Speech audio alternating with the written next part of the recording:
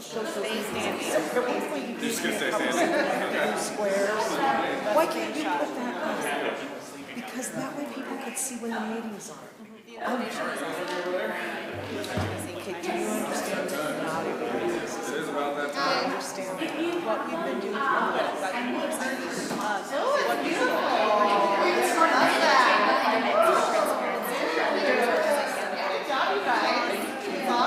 So when did you get this job? I know. A year ago. And so folks in cars. you're never available at the front window. That's right. Do you not remember the sound? I'm upstairs next to you. No, what if somebody over there? Liability for private property? You guys ready? Yep. Property became ours. Start the meeting, everybody. All righty, folks. We're gonna do a little flag salute here. Right. All right. I pledge allegiance To the flag of the United States of America and to the republic for which it stands, one nation, under God, indivisible, with liberty and justice for all.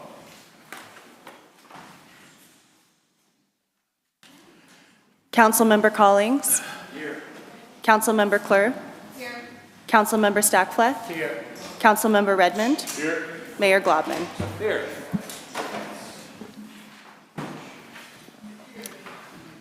Alrighty, moving on. Todd, do we have any special presentations? We don't. Okay, perfect. In that case, we will move on to Section 4, Public Comment. And this is time for any members of the public that would like to speak on any items not on the agenda. You'll have 3 minutes, so if you would like to, please come on up to... how are we working the sign-in sheet this evening? Is everybody already signed in? Rachel? So we have extra participation tonight, which is wonderful to see. So to keep things organized, I've set up this sign-in sheet, so anyone who signed in will be called to the podium first to speak for your 3 minutes. And then afterwards, anyone who's not on the sign-in sheet is free to stand up. I had this handy-dandy desk timer to show you how much time you have remaining, but it just gave up the ghost 20 minutes before the meeting. So when you have 30 seconds remaining, I'll tell you verbally into the microphone, and then I'll tell you when your 3 minutes is up. I'll take that and put it in the back. Perfect, thank you. Can you read this? That's Therese Swenson. Therese Swenson. I'll keep this. Well, you are signed up, so if you could step up to the microphone. I'm gonna stand up afterwards. Okay, we'll move on to speaker number 2. I have Tatiana Gonzalez. Okay.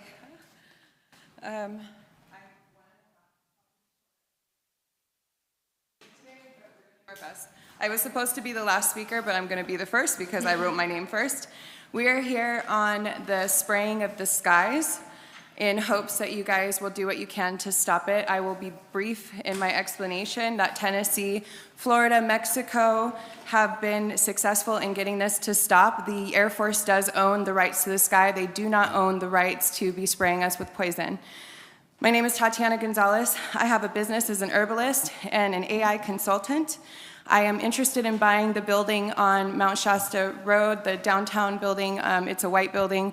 I want to buy it and I want to bring business here, but this is a huge deflection to that decision to spend millions of dollars to integrate my business here because they are actively poisoning the skies, the water, and everything else that is sacred here. Mount Shasta's economy is built on a brand.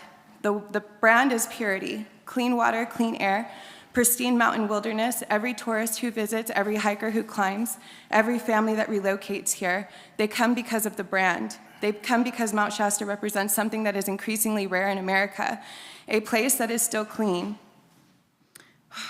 Tourism is a primary economic driver. Visitors come for the mountain, the springs, the trails, the spiritual significance of this place. They spend money at local businesses, they fill hotel rooms, they eat at local restaurants. They come because this place is special, and what makes it special is the environment. Now let me present the economic risks.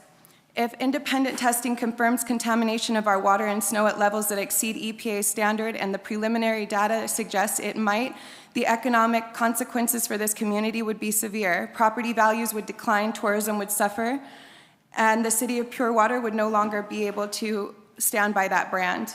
But here is the part that should keep you up at night.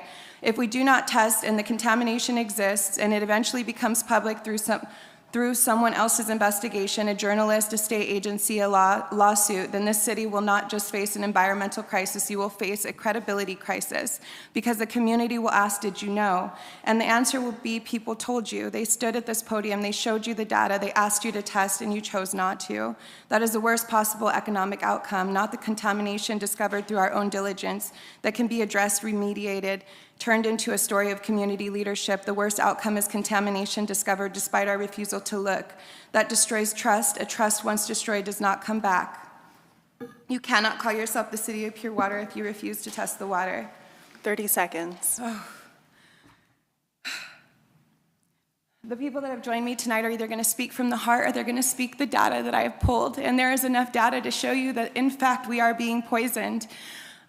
Fred Mangels did a test independently on the snow, and it showed 10 times the legal amount of barium and aluminum. The elemental chart for that stands for ball. You guys know what that is. I'm just asking you from the bottom of my heart to protect the children here, the people here, the business owners here, and the sacred That's land time. here. Thank you very much. Thank you. Do you want to say anything for the public, or do you want to ask of each individual person? I have Shania Freeman up next. We have a question. We have a question from a council member. Yes. Hi.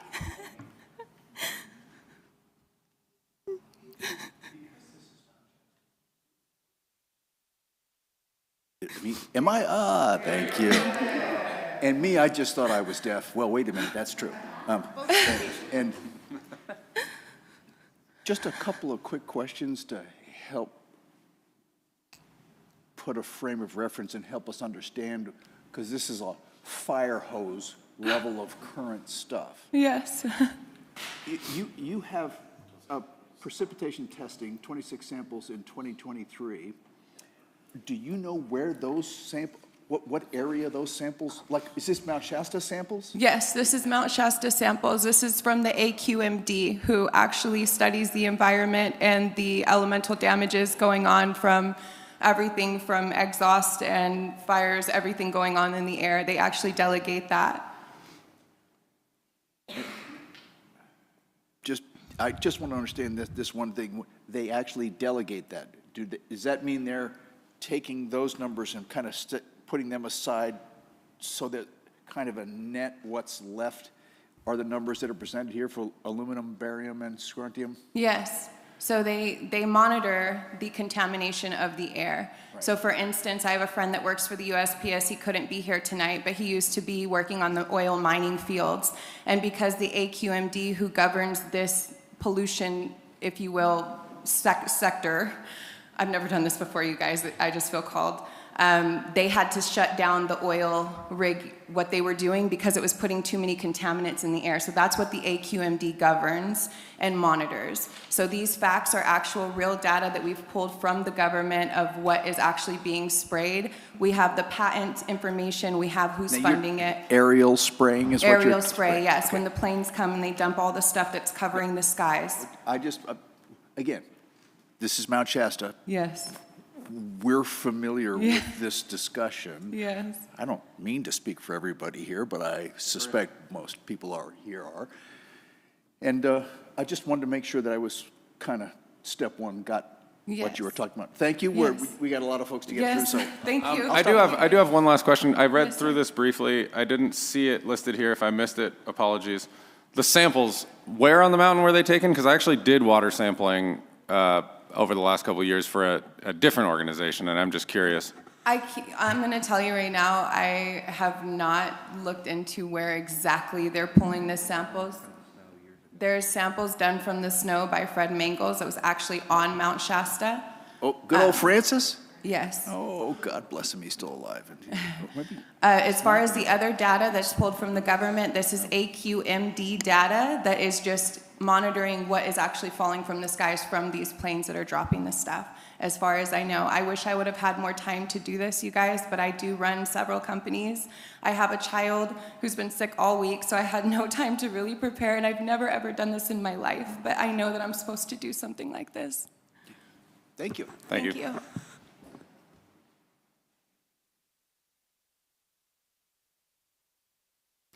Good evening, council members. My name is Cheyenne, and I've lived in this community for 5 years. Before anyone speaks about science tonight, before anyone speaks about law, government programs, or patents, or contamination levels, I want to speak about love because that's the only reason any of us are here. Mount Shasta is not an ordinary mountain. The indigenous peoples of this land, the Winnemem, Wintu, the Shasta, the Modoc, the Okwanatu have honored this mountain as sacred for thousands of years before any government claimed jurisdiction over it. They understood something that we are only now beginning to remember, that some places on this earth are not resources to be managed, they are living beings to be protected. The mountain is one of them. Beneath this mountain, something miraculous happens every single day. Snow melt and rain filter through volcanic rock for a journey that takes decades.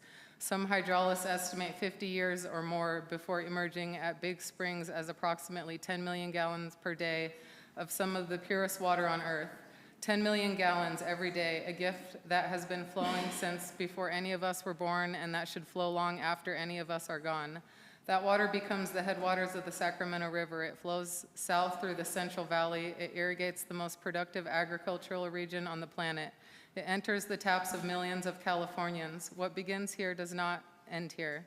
The town built its identity on that water. City of pure water. That is not a slogan, it is a covenant. It is a promise we made to ourselves and to every person downstream who depends on what flows from this mountain. I'm here tonight because I believe that the covenant is under threat. Something is wrong with our sky. Residents who have lived here for decades will tell you the skies do not look the way they used to. The snow does not behave the way it used to. The trees are not as healthy as they used to be. You can dismiss one person who says this, you cannot dismiss hundreds. We are not here tonight because we are afraid. We are here because we love this mountain. We love this water. We love this community. And when you love something, you protect it. 14 people will speak after me. They will bring you science. They will bring you government documents. They will bring you patents, military history, legal precedent, and a draft resolution. They have done the work. They have done it for you, and they have done it for this mountain. All I ask is that you listen with the part of you that remembers why you moved here, why you stayed, why you chose this place. We are here because we love this mountain. We are here because something is wrong with our sky, our snow, our water, and we are here because you, the people sitting at that table, have the power to do something about it. I am a mother. My children 30 are seconds. 10, 12, and 14. They were born here. They grow up here. They play outside on the mountain. They catch snowflakes on their tongues. They drink the water from our taps. They breathe the air. I'm not a scientist, I'm not a lawyer, I'm not a policy expert, I'm a mother, and I need to tell you what it feels like to watch your children play in the snow while wondering what's in it. Children are not small adults. Their bodies process environmental toxins differently than ours. Pound for pound, the children absorb more of what they are exposed to. Their organs are still developing. That's time. Thank you. Thank you.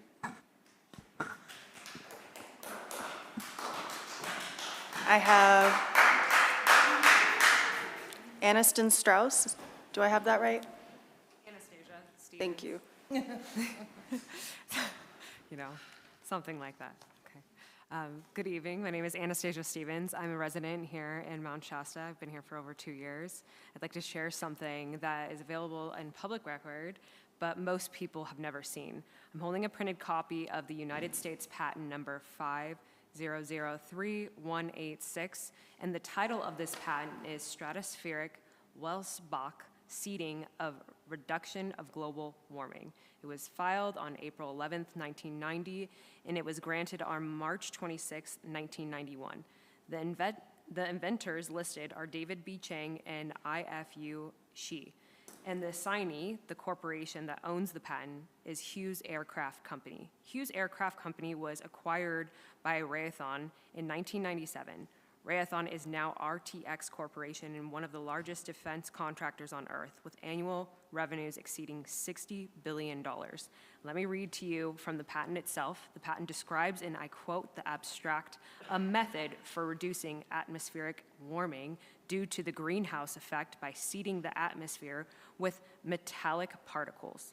The patent specifies the use of aluminum oxide. It specifies a particle size of approximately 10 micrometers. It specifies deployment at stratospheric altitudes to 7 or 13 miles.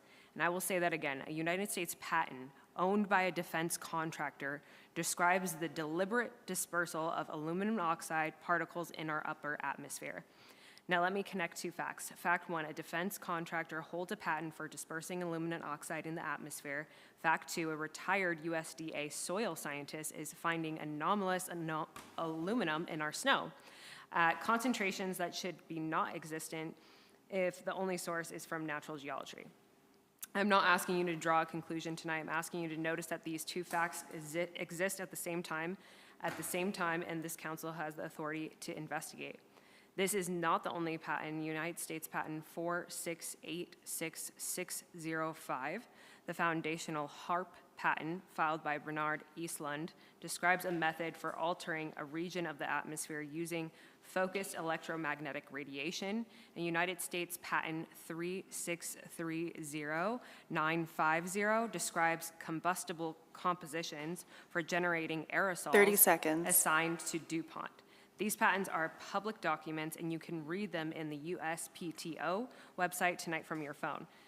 They describe in precise engineering language exactly the kind of atmospheric modification that residents of this community believe they are witnessing. A defense contractor, Raytheon, one of the largest weapon manufacturers on Earth, holds a patent for the dispersing of aluminum oxide in our atmosphere, and the same aluminum that is retired USDA scientists is That's finding in time. our snow. Thank you. Thank you.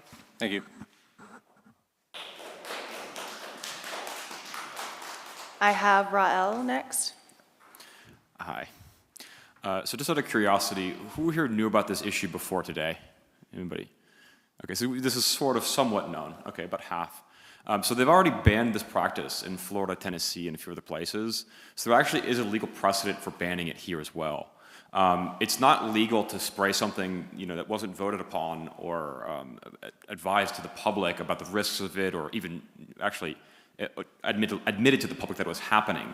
The entire process is illegal. What they're doing is completely illegal, and it's completely poisonous. There's no benefit to humanity or to anyone, really. There's not even proof that this process works to reduce climate change, which is what they claim it is for. There's a million other things they could do to reduce climate change, like changing the infrastructure or the way we use electricity or fuels. There's all sorts of things that could have been done, but none of that is ever acted upon. The only thing that's really acted upon is just doing things upon what was done yesterday. A few states like Tennessee and Florida have already banned it. So there's not really a reason at this point that you can't stand up and just say no to this. And additionally, it would actually, there is a legal precedent in this circumstance, because Siskiyou County is mostly farmland. There is a legal precedent for the county to sue for damages for this. I know a farmer here. He has a local farm, and he's actually tested the soil levels of aluminum on his own property. I'd have to actually bring you the data. I don't have it with me. But he says that on the open land, where there's just open soil under the sky, he's testing the soil, and he's getting very high levels of aluminum. But when you test it under a trailer, there's nothing, which proves that this is actually where it's coming from. They're spraying it into the atmosphere, it's falling on us, and it's getting into the food, the water, into our cells, into your body. It's making you sick. You guys are we're all being harmed by this. There's no positive outcome to this at all. So I'm just saying that there being a legal precedent for this to be removed already, because it's already been done in a few states, does make it a possibility for this to be a fairly straightforward process for the county to deal with, or for the city to deal with. It would simply be, going through the proper channels and legally making this something that is not allowed here. There isn't really, again, a reason for them to be doing this, and for them to be doing it is kind of an act of almost like terrorism, actually, because we don't have a way to stop it other than just to sue them or to do something legal about it. We can't go vote up on it. We can't 30 seconds. shoot down the planes or something. So the only thing that we can really do is just take action, whatever we can do to ban this practice being used over ourselves or your families. You know, if I was going to poison your property, it would hurt you and your life, and you would have the right to defend yourself and take legal action. And that's basically what they're doing to all of us at the same time. So I think this is something that is worth looking into and changing, and I strongly stand by that. Thank you. Thank you. I have one question for you. You mentioned that Florida and Tennessee have They've completely banned hemp spraying. Yes. banned it. So I assume that was done in response to studies showing elevated levels of barium and aluminum. Yeah. Have there been subsequent studies since the banning that have shown a reduction in those materials? I don't know. Okay. But I would assume so, but I don't know for sure. I'd have to go look it up. Yeah. Addison Arrigo.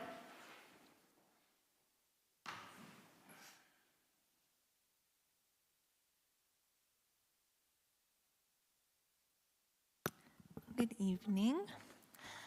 My name is Addison Arrigo. I want to begin by acknowledging that I do not speak on behalf of the Winnemem Wintu or any other indigenous nation. I speak in support of their claims, their sovereignty, and their relationship to this mountain, which predates every government, every corporation, and every council that has ever claimed authority over this land.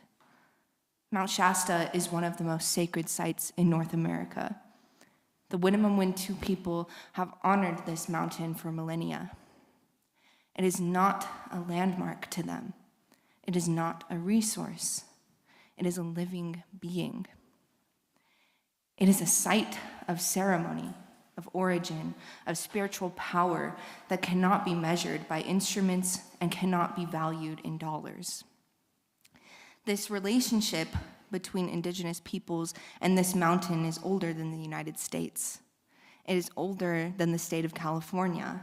It is older than the English language.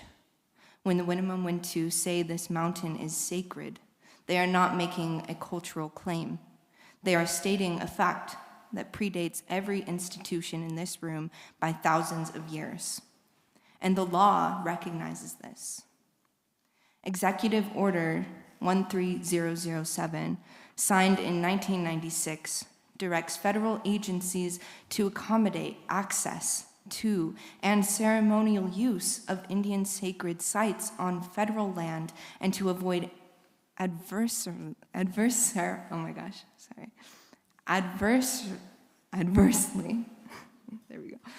affecting the physical integrity of such sites.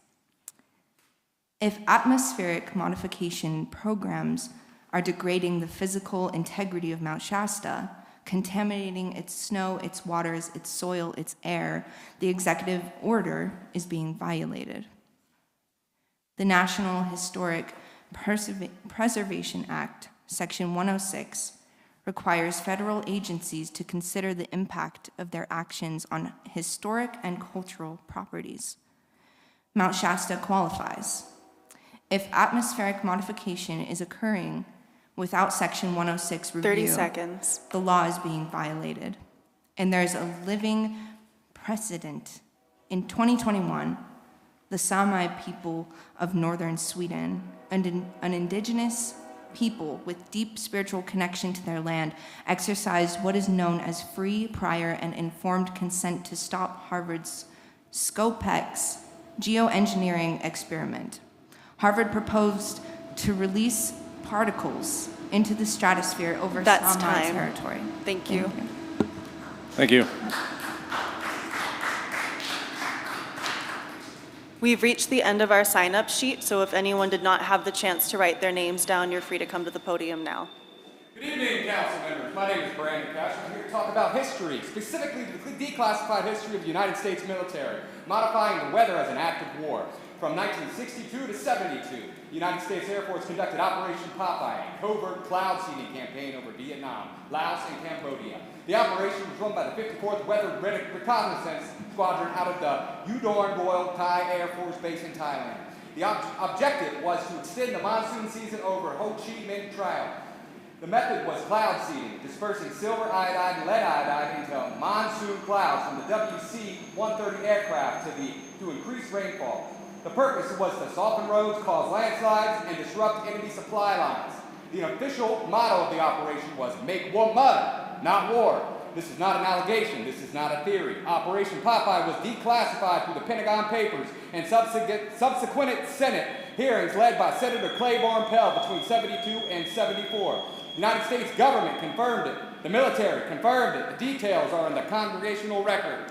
And here's what matters the most. The public outcry over Operation Popeye directly led to the Environmental Modification Convention, the ENMOD Treaty, signed in '78. 178 nations are now party to the treaty that bans the hostile use of environmental modification techniques. The treaty exists because our own military proved it was possible, proved it was effective, and proved it could be done in secret for 5 years before anyone found out. 5 years. A covert atmospheric modification program run by the Air Force over a sovereign nation, and nobody knew until the Pentagon Papers. But the story does not end in '72. In '96, the Air Force University published a research paper titled Weather as a Force Multiplier, Owning the Weather in 2025. The paper proposes precipitation enhancement, precipitation denial, storm modification, fog generation, and space weather modification as military capabilities to be achieved by 2025, not 2100, not someday, 2025, last year.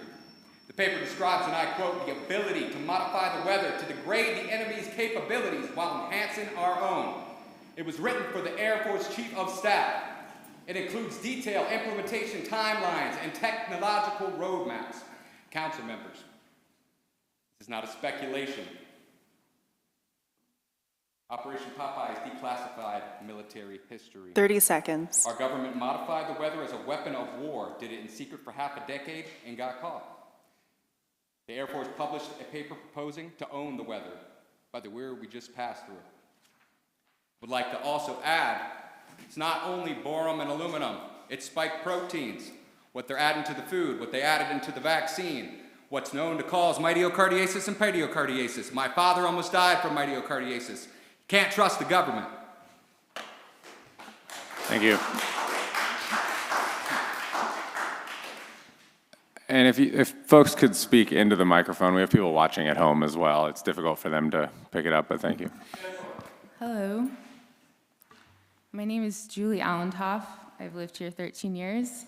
And I notice, it's very clear to see we have such a beautiful open sky here. You can see a blue sky turn very quickly into a gray sky by the end of the day. I've watched this happen for so long. I'm like, what's happening? So I want to share a list of 7 court cases ruling in favor of the health of our earth. First, the United States versus Cosby in 1946. This is the United States Supreme Court. The government flew military aircraft low over a farmer's property. The noise and disturbance killed his chickens and destroyed his livelihood. The Supreme Court ruled that this constituted a taking under the Fifth Amendment. The government was required to compensate him.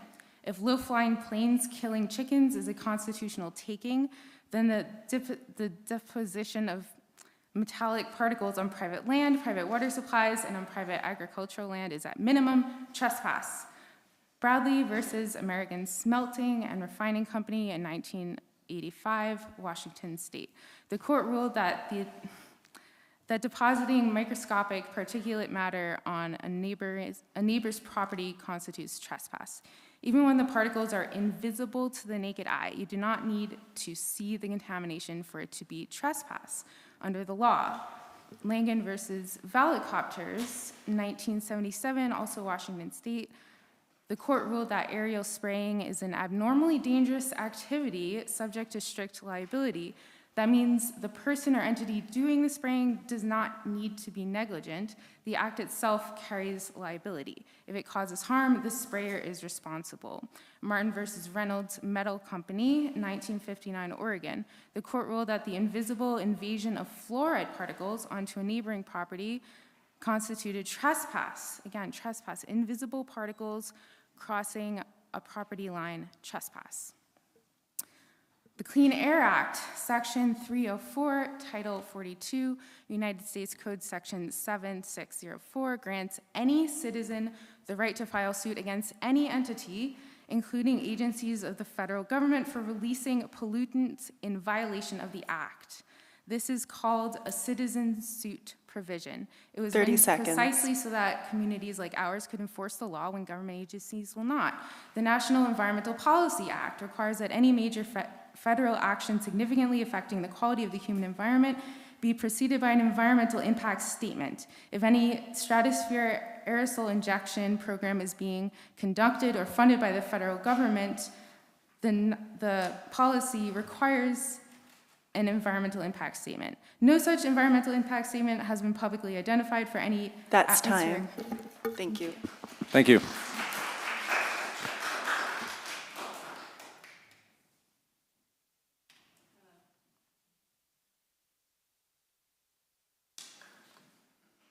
Good evening, Council. Can you hear me? Let's do that. Okay. My name is Kim Daniel. I'm here as the final speaker on our behalf. I would like to tell you thank you for listening to us all tonight. We brought you data, we brought you law, we brought you history, we brought you patients with corporate names on, or papers with corporate names on them, and we brought you our hearts. This is a very close to all of us, and I know to you also.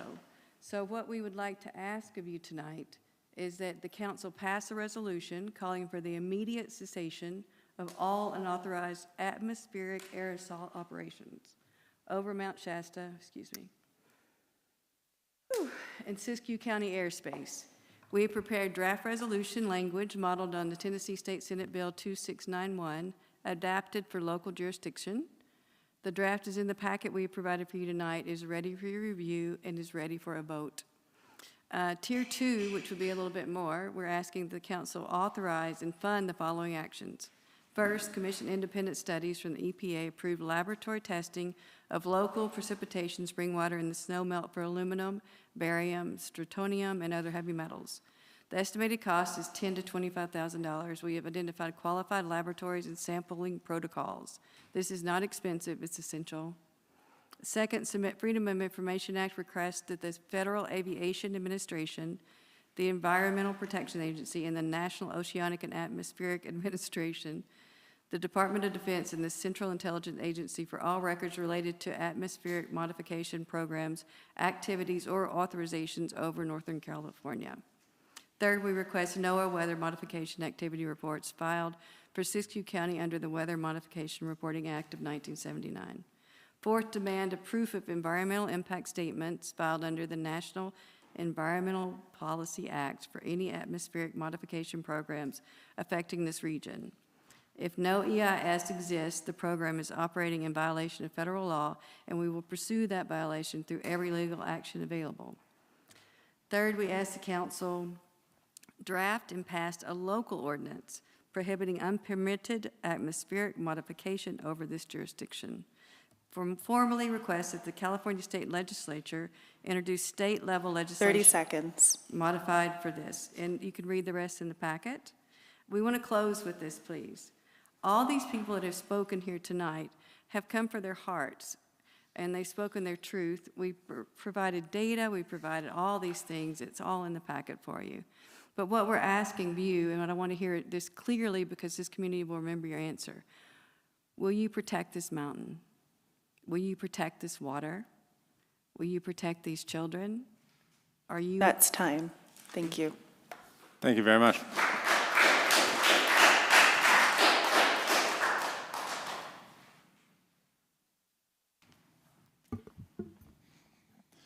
Hi, everybody. My name is Evan Drake. I didn't come with a group today, but I just wanted to chime in a little bit. I remember in community college meteorology class learning about cloud seeding as an act of agriculture, typically, and of war in the world. And it seems to me that it's actually more common than that.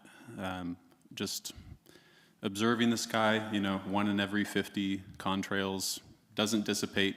It spreads and has a certain color to it, and it's very obvious. I don't know what council can do about that, obviously, perhaps supporting this resolution. But it does seem to be something occurring that is a real thing and noticeable to the visible eye as well as just a scientific commonplace practice in agriculture and other things. So, but what I did come to mention was just that the Earth Day Festival is on Sunday. For those who don't know, my organization, Siskiyou Housing Alliance, will be there with a booth, and we're going to be doing some polling about housing in Siskiyou County, and we'd love for anyone and everyone to show up. Thanks. Thank you.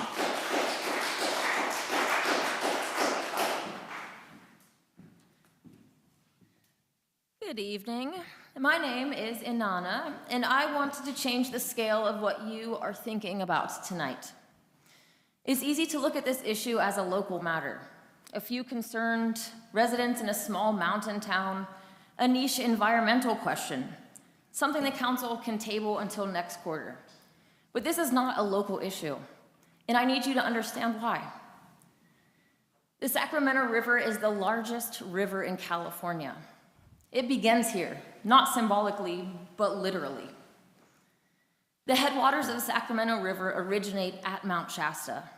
The water that emerges from big springs, from the snowmelt on these slopes, from every creek and tributary on this mountain.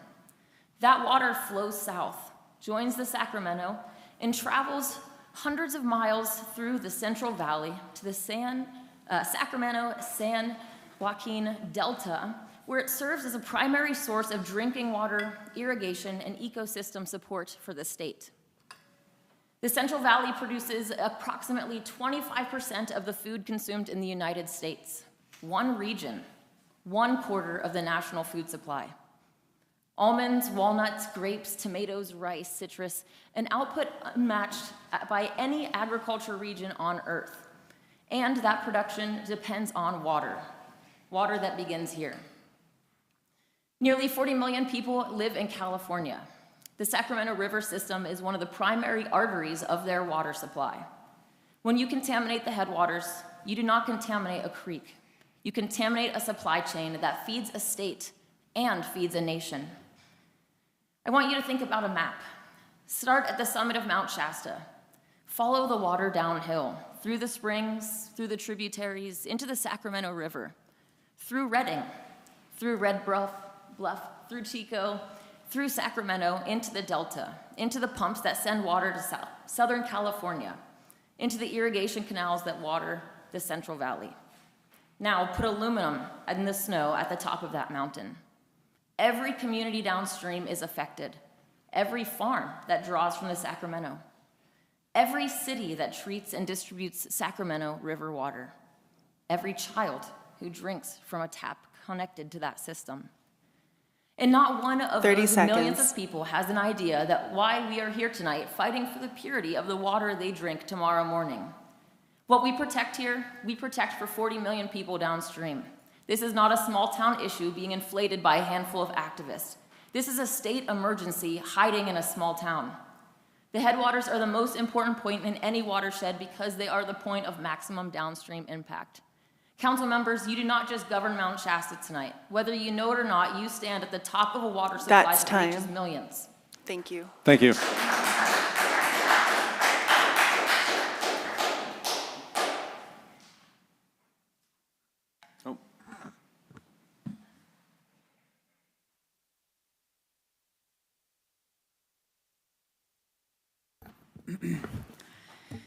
Good evening, everybody. My name is Hamid. Been living here on and off for 3 years, and I want to talk about money today because we're in America, and if you want to understand something, you got to follow the money. So in 2013, the National Academy of Sciences conducted a major study on geoengineering. The CIA contributed approximately $630,000 to fund that study. This was confirmed by NIS itself.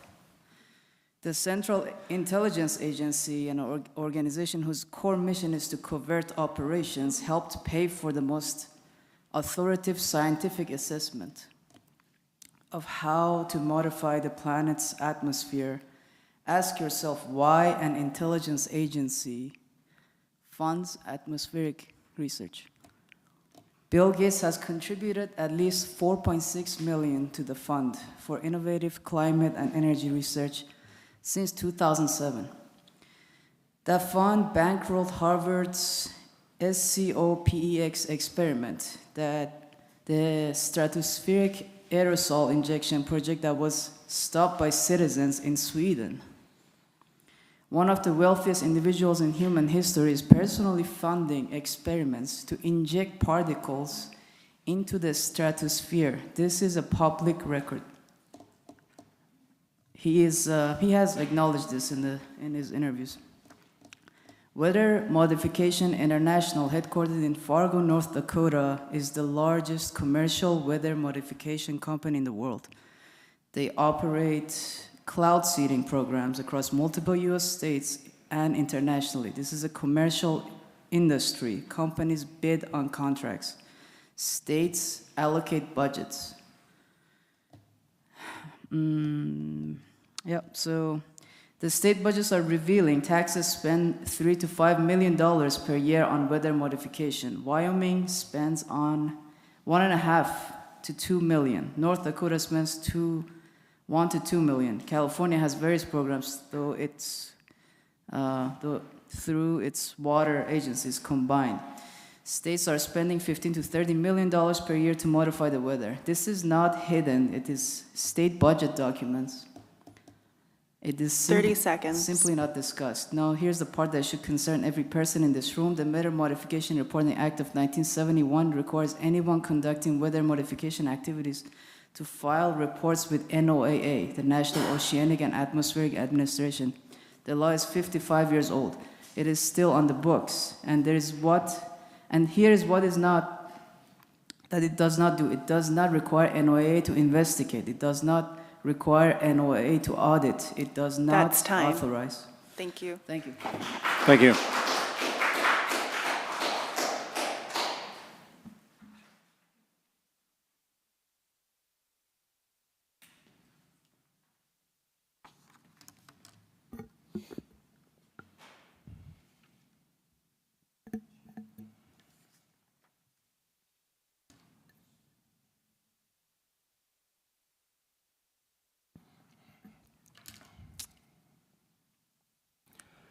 Good evening. My name is Darius Oliver, and I want to change the direction of this conversation for a moment. Because we're here not only to oppose, but we're here to protect. And protection requires a vision of what we're protecting for. 12 speakers have stood here and told you what is wrong. But I want to tell you what is possible. Mount Shasta's ecosystem is not just scenery.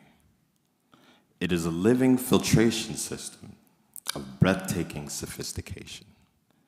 The forests on these slopes capture moisture from the air. The root systems channel water into the soil. The volcanic geology filters that water through layers of basalt over decades, removing the impurities. Mineralizing the water, delivering it to the big springs at a purity that no human engineering can match. 10 million gallons a day, naturally purified, for free, forever, if we protect it. This is not a system that we built, it's a system that we inherited. In regenerative science, the science of working with living systems instead of against them, tells us exactly how to protect it and how to heal the damage that was already been done. Jeff Lawton, one of the world's foremost permaculture practitioners, demonstrated in the Dead Sea Valley, one of the most degraded landscapes on Earth, 400 meters below sea level, receiving less than 50 millimeters of rain per year, that regenerative design can bring back life to land that everyone else has given up on. If you can green the desert beside the Dead Sea, you can heal a mountain in Northern California. Alan Savory has shown that properly managed land does not just sustain itself, it sequesters carbon and filters water. The soil is not dead matter, it's a living organ.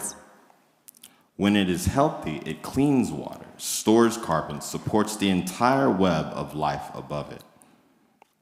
The soil beneath this mountain is our greatest technological asset. It's been filtering the water for longer than the civilization has existed. So here's the point.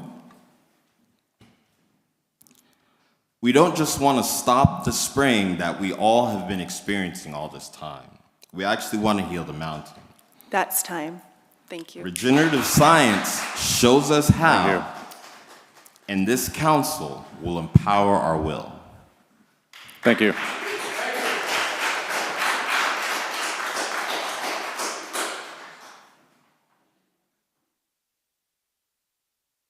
All right. Okay.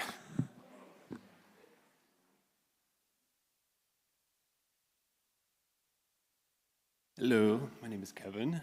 I'm not going to read my script, and I agree with you, Jeffrey. We do know a thing or two about what's happening in the skies, but one of the most important pages that I am seeing is 3 of the 15. It mentions a few names that have actually came out and done some testing in the area.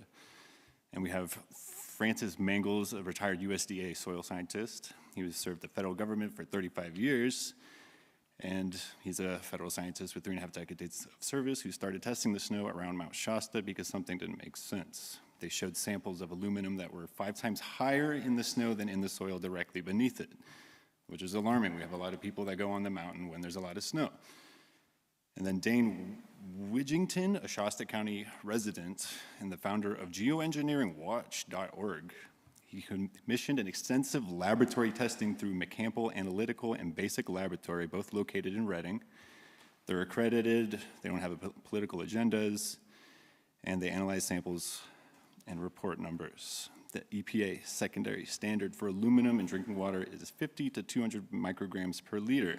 Some of the tested rain and snow samples from this area have shown aluminum concentrations reported at 2,600 micrograms per liter. And the most extreme snow sample reported was approximately 61,000 micrograms per liter. So if you have people out there hiking using the snow for drinking water, that is not actually good for them at this point. Thankfully, we have an advanced filtration system in the mountain. But it sounds like we do actually have to do our own private testing, probably of the drinking water and soil and snow separately. So wherever we need to start, we should do that sooner than later. Thank you.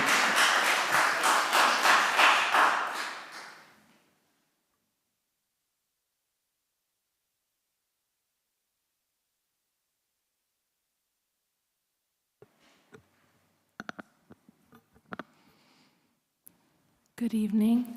My name is Nikki Eve Ahrens. I am a new shop owner here in Mount Shasta. And I need to talk to you tonight about what happens after something enters the atmosphere above this mountain. Because what falls from the sky does not stay in the sky. The water cycle is one system. Atmospheric deposition, whatever is in the air becomes precipitation. Precipitation becomes snow melt. Snow melt enters the aquifer. The aquifer feeds the springs. The springs feed the river. The river irrigates the farms. The farms feed the people. The people feed their children. Air, water, soil, food, body. It is one chain. And if you contaminate the first link, you contaminate every link that follows. This is not theoretical. It is the reality that Americans are already living. In 2023, the United States Geological Survey published a study finding PFAS, so-called forever chemicals, in approximately 45% of the US tap water. These are chemicals that do not break down. They accumulate. They are in the blood of virtually every American alive today. In 2022, the CDC's National Health and Nutrition Examination Survey found glyphosate, the active ingredient in Roundup, in over 80% of urine samples tested, 85%. That means 4 out of 5 Americans are carrying a problematic carcinogen in their bodies right now. A congressional investigation found heavy metals at 175 times safe limits in commercial baby food, not in some back alley product, and parents that every parent in this room has 30 purchased. seconds. I am telling you, this is not to overwhelm you, but to make a point. The contamination of Americans is not a future risk. It is a present reality. And every one of these contamination pathways began with something entering the environment that should not have been there. Now apply that understanding to Mount Shasta. If metallic particles are being deposited in the... That's time. Thank you. Thank you.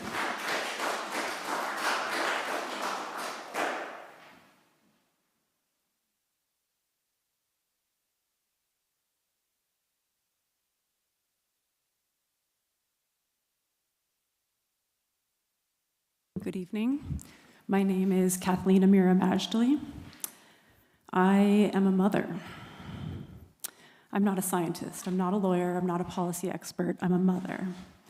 And I need to tell you what it feels like to watch our children play in the snow while wondering what's in it. Children are not small adults.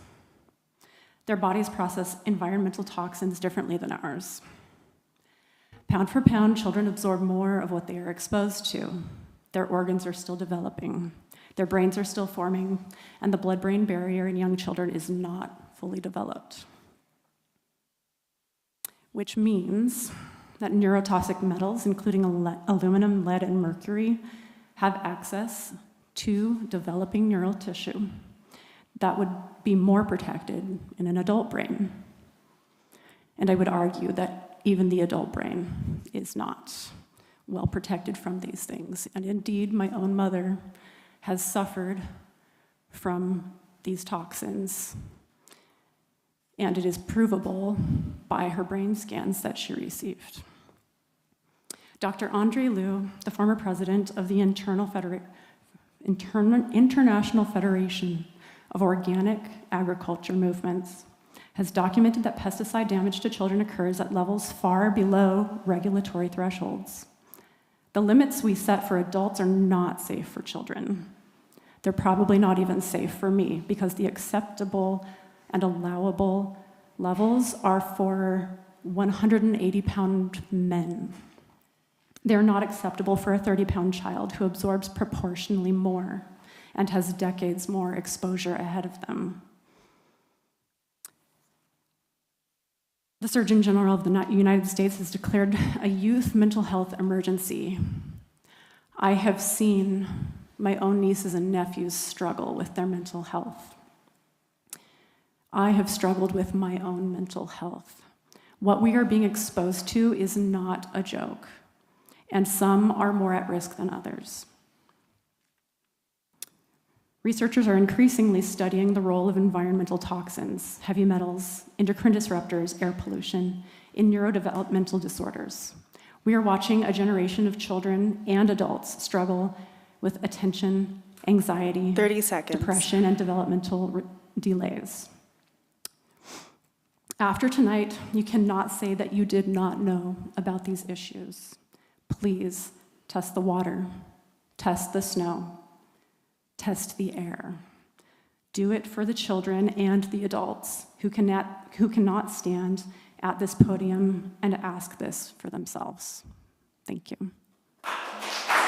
Thank you.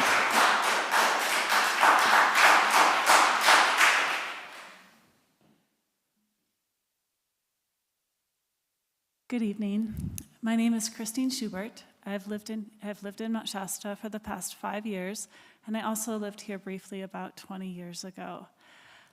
I have been passionate about this issue for a long time, and it's come from living here and just observing with my eyes.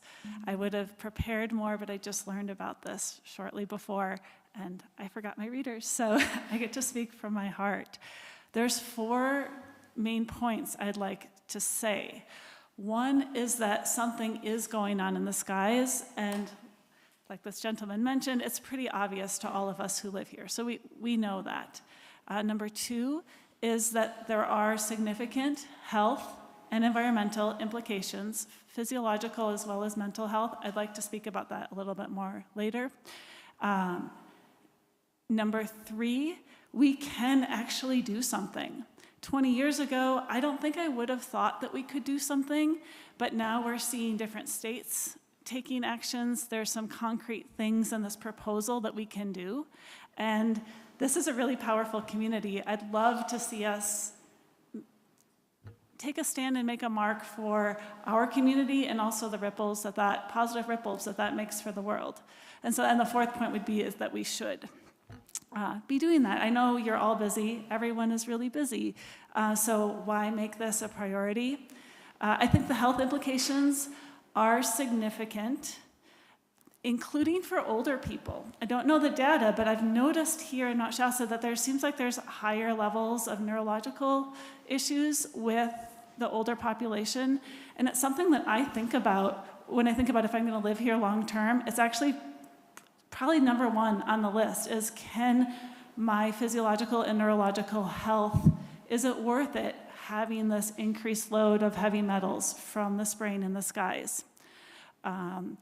So there's a physiological level. There's also, I think we need to remember the electromagnetic level, which could be one of the reasons why things are being sprayed, one of the many reasons why this area could be being targeted more than other areas. And not only do the metals in the sky conduct waves in our atmosphere, having those metals permeating our body, and we don't know exactly what are in these patents, and it's not just like that they're even just nanoparticles 30 seconds. of metal. There can be other things. But that can also affect our mental health through electromagnetic interference as well. On an environmental level, I think the forests need to be considered as well as fires.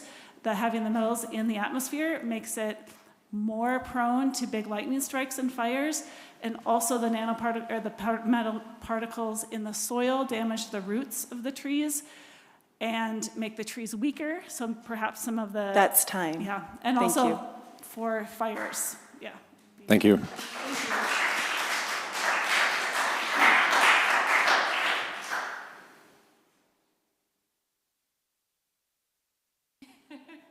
All right. Oh, no. Oh. Slow rolled that one. Yeah, just want to make sure. Thanks, Council, for hearing us out tonight. Just wanted to stand and voice my support from the heart as a resident of Shasta, as we all are. We love this place and we love this mountain. We love what it provides for us, but what it also provides for the rest of the community and the rest of this state. It's obvious that there are some big issues here, and these issues have been going on for a long time. So if there's something that we can do as a community to amplify this so that it doesn't get slow-rolled, we need real action to take place. So I would love to hear your comments in this next section. I looked through there to make sure this wasn't a Q&A. I didn't want to ask some questions right now, but I'd love to hear your comments on what could be done outside of just what's being presented here and in these documents, of what you can do to amplify our voices here as residents of the community. And thank you. Thank you.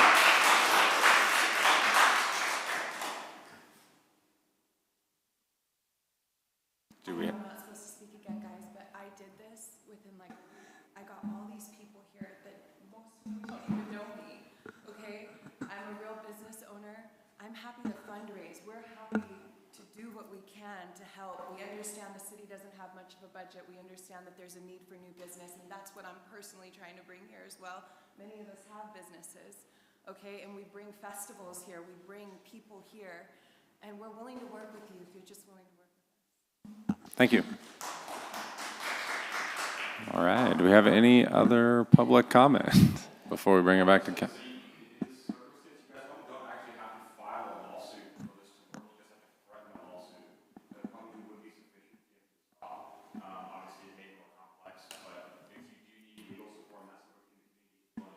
Certainly.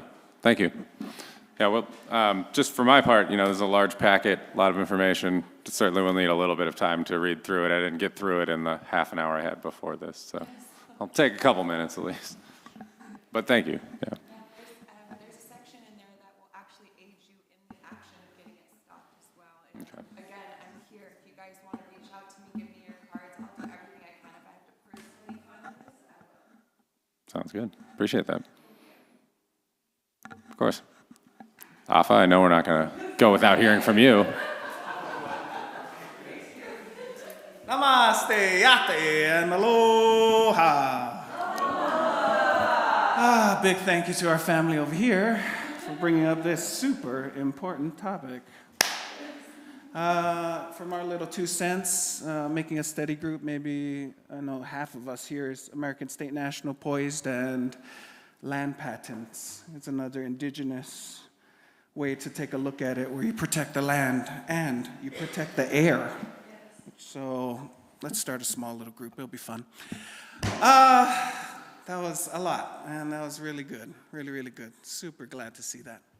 I'd like to thank everybody here on staff and council for everything that you always do, every week in and week out. We appreciate you a lot.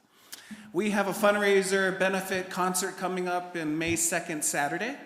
It's also going to be a silent auction for our nonprofit 508c1a faith-based private nonprofit. We have the land. We have another piece of land that's in the holding cells until we get that thing up and running. It's going to cost us about $7,500 with CPAs and attorneys. We have about $1,000 raised.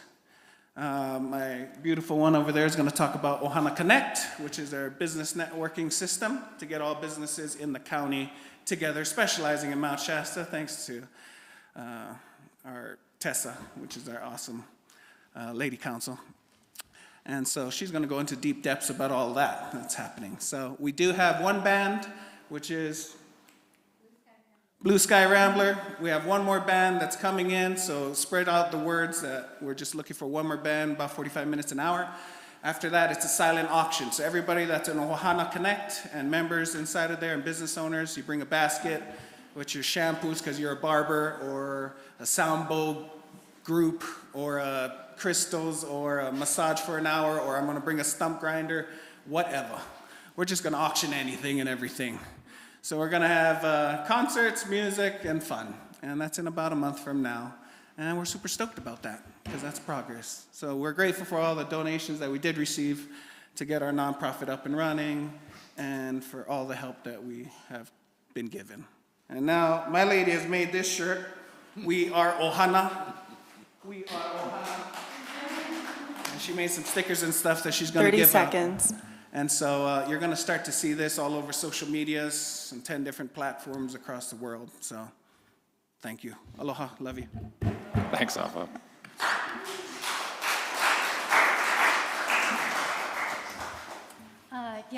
I want to echo, I know it's not easy, especially if you've never done this before, to come in here. It's a little intimidating.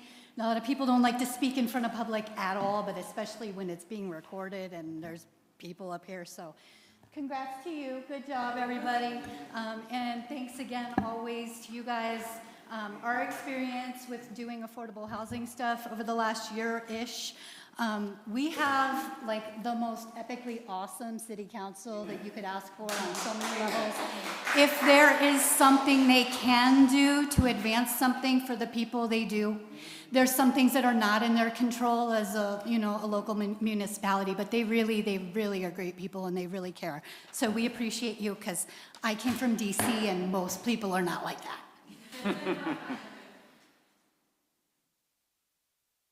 I'm circulating some flyers.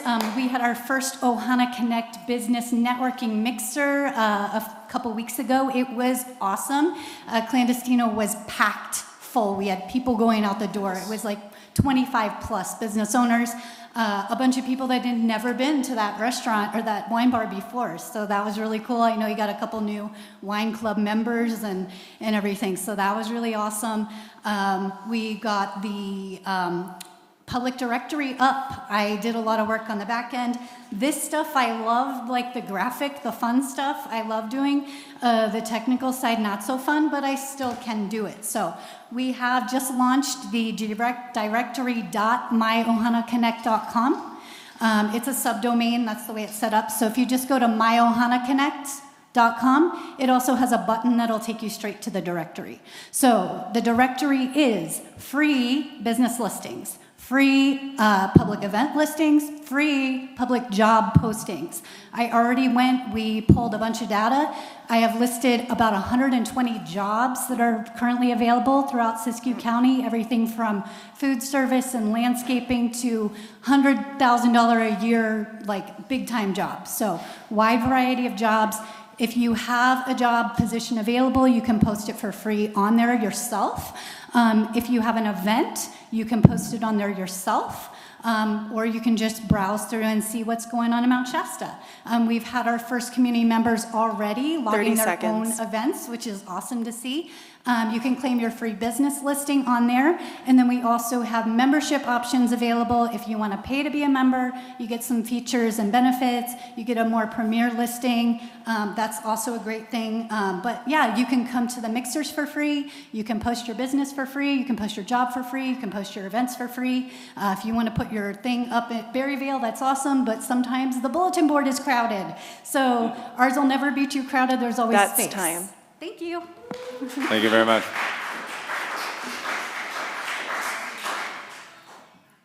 Oh. More stickers. All right. Any other public comment before I bring it back to council? Anybody that needs my help, I do AI integration, and it really streamlines a lot of SEO, full stack, things like that. I specialize in benevolent AI because all it knows is nefarious, and that's all it's going to know. And so if anybody needs my help, I'm happy to help. Perfect. Perfect. Thank you. All right. So we'll bring it back to council now. And I just want to say thank you to everybody that came. As Araya noted, it's not necessarily easy to do this, particularly if you have not done it before. So I want to thank everybody. And obviously, like I said, this is a large packet of information, which I'm sure has a bunch of, I noticed has citations to go chase down more of the sources and all that good stuff. So it'll take a minute to get through it, but definitely appreciate y'all coming forward and bringing your concerns here, and certainly will look through everything as well. Sure.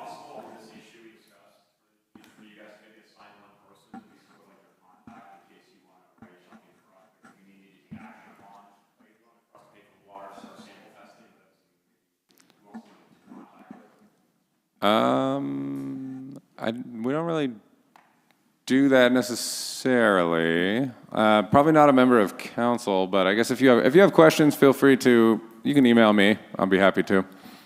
I'll be happy to take that on. Yeah. Chair? Oh, sure, Jeffrey, yeah. Is it time to respond to? Sure, please. Is that okay? Seems like it, yeah. Hi, folks. A few things about me. I've been here 26 years. I have seen the sky change. I looked into it.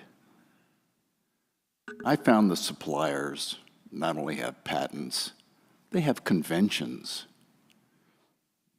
You can attend them and learn all about it. This may come as a surprise, but I was once your age in the last century.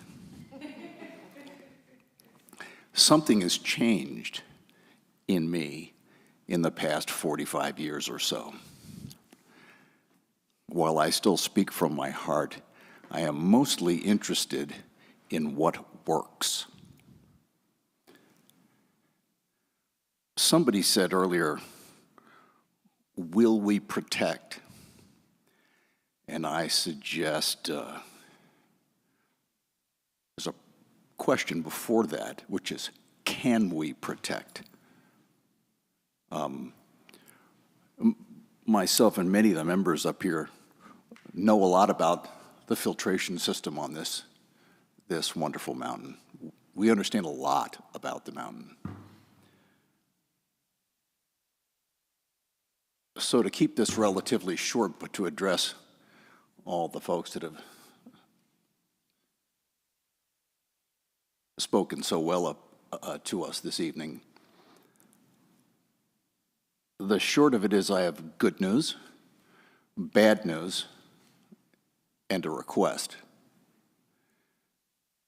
The good news is people are more and more aware of chemtrails, things being sprayed for reasons I'm not quite sure of. I've reviewed all the Dane Wigington stuff, certainly familiar with Francis. I don't think anybody's not familiar with Francis to some degree. And it led me to what are the next steps for you? What can you do? Which brings me to the bad news. There's a hierarchy of law in this country. Fed, state, county, local. I have no idea what the Tennessee law was that was passed, but I doubt that it has any effect whatsoever on federal military or other planes spraying in our skies. On the other hand, if there was a 60 Minutes section on this, I suspect some things might start to actually change at the federal level, which I suspect is the level that this will need to change ultimately. Not initially, but ultimately.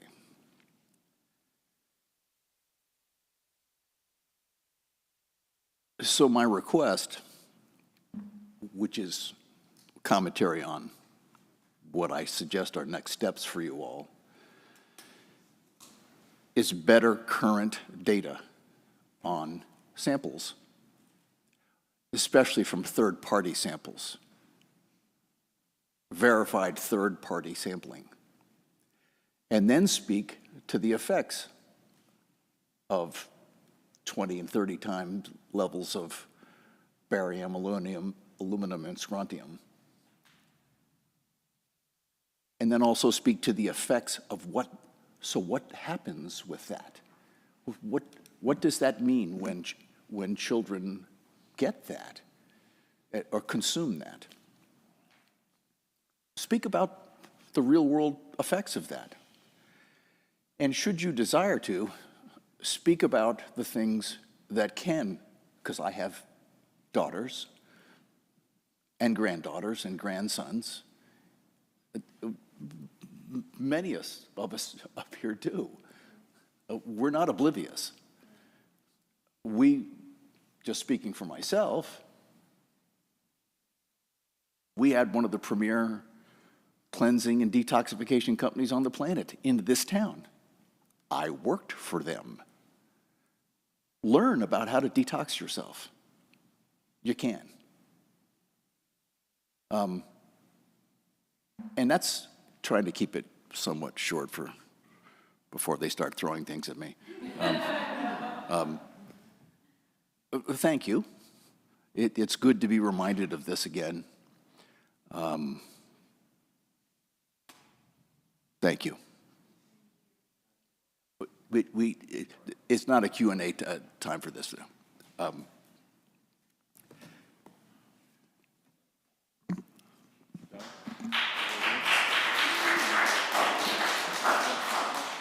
Don Redmond? Okay. Okay. Thank you for that, council member. Staff comments, we'll just start on one end and work our way around. All right, thank you, Mayor and Council. First, just an update. As you may or may not know, we've been out for RFP for a police vehicle through our Proposition 64 grant. And it initially was going to be for a Tahoe vehicle. And that's taken us all the way to Utah with about $8,000 added to it. So we went from within our budget to well outside our budget, so we sent out another RFP for Silverado pickups like we have now, and we got one back from Airport Chevrolet, $10,000 less than any other competitor. BSCC has approved the expenditure, so it's a 100% grant funded, so that's going to be coming to you. But just note, the BSCC gave the approval and that we're going ahead with the vehicle. And then remind council that last year we had a proclamation declaring April 13th through April 19th as National Telecommunications Week. It's that time of year again. So I'd like to just take a moment to recognize the dispatchers with the city of Mount Shasta. They are the first voice that a person who needs help hears. They are in their most critical moments. They're the calm, reassuring voice on the telephone while simultaneously sending fire, EMS, and police to help the callers. For our MSP dispatchers, they handle a large number of emergency and non-emergency calls. People might not know, last year, our dispatchers handled over 2,244 911 calls. That's an average of 6 911 calls per day, on top of 25,425 non-emergency telephone calls of another 70 calls per day, on top of handling radio traffic in the 20 to 30,000 range from our officers that are out on the street, all while doing it with a smile in their voice and handling the people at the window. So I'd personally like to thank my dispatchers, Jennifer, Amber, Crystal, Lauren, and Megan, for all their hard work and their dedication to the citizens of Mount Shasta and to the city, and to recognize them on their National Telecommunication Appreciation Week.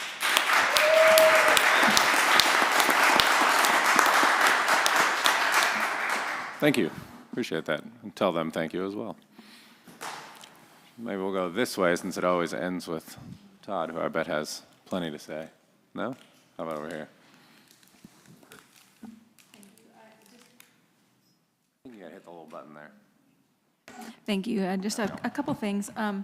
We have new staff, as you're aware, and the last 2 weeks we've had some training on the systems that we use for collecting the TOT and managing the short-term rentals. I did want to report that as I've been learning through this system, we currently have 3 entities that are past due on their TOT remittance. So I just wanted to let you know that I'm learning this system. I'll probably be bringing more information back as reporting items as I figure it out, and we'll come up with a way to report that information out. And then we are coming up on business license renewals, and we have been implementing Springbrook for the last 2 years, and this module we're going to go through implementation in the next 2 months. So we're hoping to use that new system to issue the business licenses, so it'll look a little different for the businesses that have been doing the renewals in the past. And then just a reminder that next meeting, April 27th, we'll be having our community partners present to us for the upcoming budget year. Awesome. Thank you. Rachel? Okay. Well, bring it home, Todd. Yeah. So I wanted to address the group and add a little bit more to Councilmember Collins' point. I think, there's not anybody in this room that isn't worried about PFAS, microplastics, the effects on our environment, and Councilmember Collins' point about third-party testing, it makes a lot of sense. I think one of the things that that should come out of that is being able to point to the most likely cause of what you find as part of that analysis. Because one of the things that, if you were to take action, you need to be able to show, beyond correlation, approaching causation. And so you need to be able to show and point to that likely source. That's one of the things they ran into during the Love Canal days. And you remember the blockbuster movie with Erin Brockovich. I mean, all the work that she put in to being able to make that case. So we need to be able to point to it. I mean, we have everything here from, legal farming and acres upon acres upon acres of illegal, cannabis grows, and all kinds of pollutants that we're carrying through the atmospheric rivers.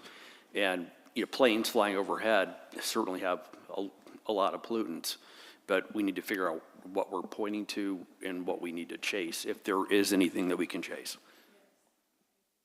So just to add that, so there's some more clarity on how we might be able to move this ball forward.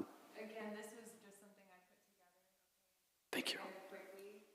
So this was not a threat as much as it was a call to action of how can we work together? What do we need to do?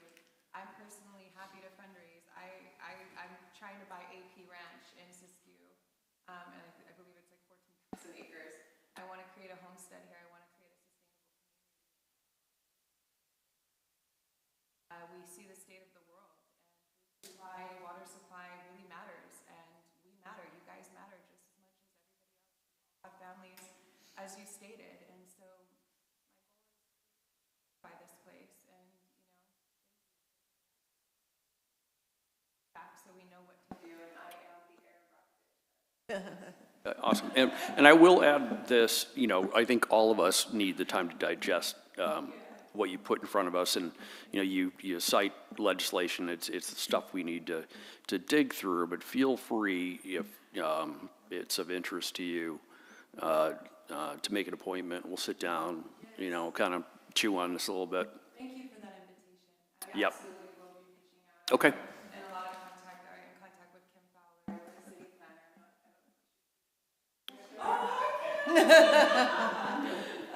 She knows my passion behind it, so I'm definitely happy to collaborate with you guys any way I can. Like I said, I have a following, I have an influence, and I want to bring more business to Shasta. I want to do things here with you guys. Okay. Thank you. Okay, on to regularly scheduled business. So I've talked a little bit about Enhanced Infrastructure Finance District and Tax Increment Finance Light, and we're at the 1-year mark where we're supposed to be reporting any increment that we've been able to collect. The count, I've been having a devil of a time getting a response from the county assessor's office, who holds this information. So I've reached out to the State Board of Equalization, and I have a meeting set with them. I need to be able to get that paperwork in front of me, and I know the process that we need to go through in order to report. I just need to find out, because we're on the cusp of that first year of whether we actually do need to report in that first year, because there isn't much to show. But I'll keep you updated on it, and if there is anything that we need to report on, one of the things that we need to do is,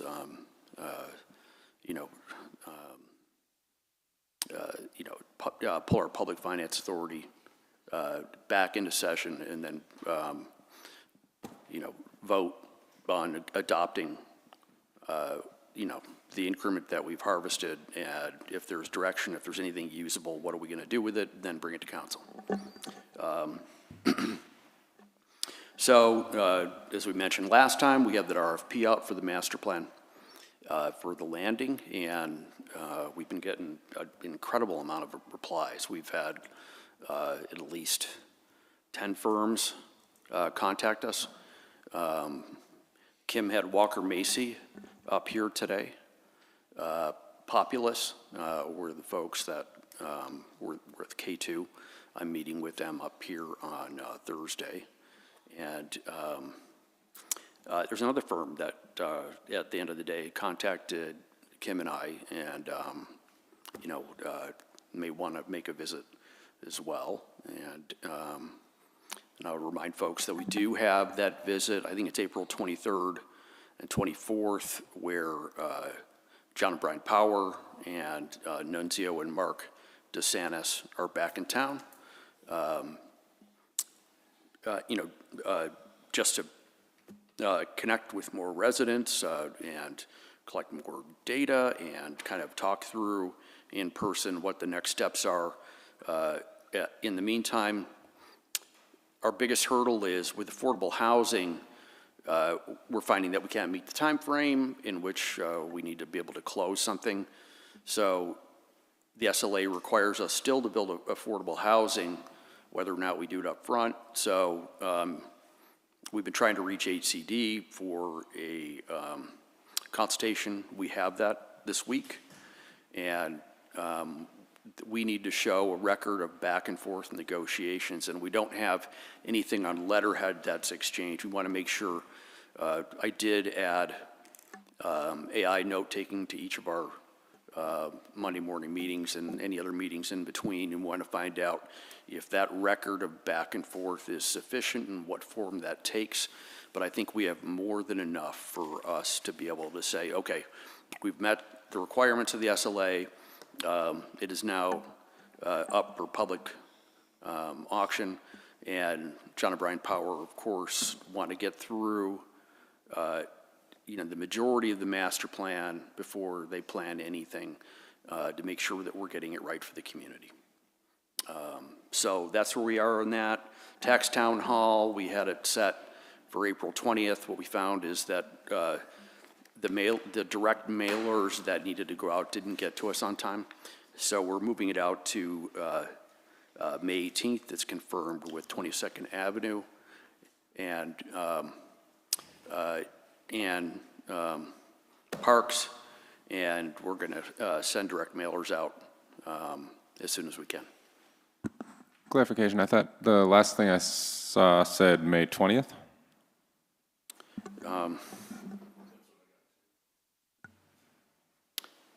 It's a Monday. Let me just pull this up because apparently,